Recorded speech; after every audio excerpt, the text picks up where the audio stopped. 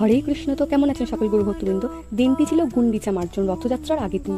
ঘুম থেকে উঠেই কোনোরকমভাবে তৈরি হয়েই চলে এসেছি ইস্কনে গুন্ডিচা মার্জনে। মাঝে মধ্যে কিছু কিছু দিন যেভাবে কেটে যায়, দিন শেষে ভাবি আসলেই কি ভক্তি জীবন পালন করছি? এমন অগোছালো জীবন ভাবলেও যেন অবাক লাগে। আর যেভাবে এসেছি দেখে কেউ ভক্তই ভাববে না। আচমন তিলক সেবা কোনোটাই করা হয়নি, রুমে গিয়ে করবো। তো যেই রাস্তাটা দিয়ে আমি আসলাম 11 নম্বর গেট, যারা জানেন তারা হয়তো ভাববেন 11 নম্বর গেটে আমি কি করছি, আমাকে কিভাবে আসতে দিল। এখানে শুধুমাত্র ইস্কনের সেবাই এবং বিদেশিরা শুধুমাত্র এই রাস্তা দিয়ে আসতে পারে, তাছাড়া অন্য কেউ আসতে পারে না।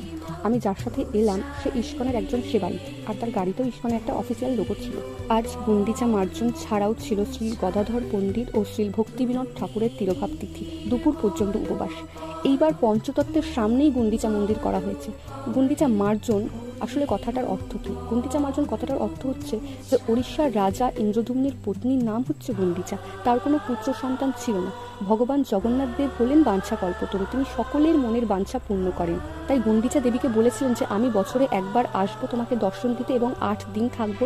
তাই রথযাত্রা অর্থাৎ জগন্নাথ দেবের আসার আগের দিন এই সুন্দরাচল গুন্ডিচা মন্দির মার্জন অর্থাৎ পরিষ্কার করা হয়। তো আজকে সারাদিনই গুন্ডিচা মার্জনের তিথি ছিল, যে যখন ইচ্ছা ভগবানের সেবার কাজ করতে আসতে পারে। এবারে বেশি কেউ ছিল না মার্জনের সময়, যেহেতু সারাদিন ছিল সেহেতু যে যখন খুশি আসতেই পারে।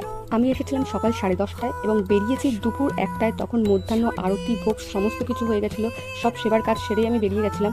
তো আজকে আমার ফেরার একটু বেশি তাড়া ছিল, কারণ বাড়িতে ফিরে আমাকে আর একটা জায়গায় পাঠ করতে যেতে হতো। তো সকলে ভালো থাকবেন, সুস্থ থাকবেন, হরি বল।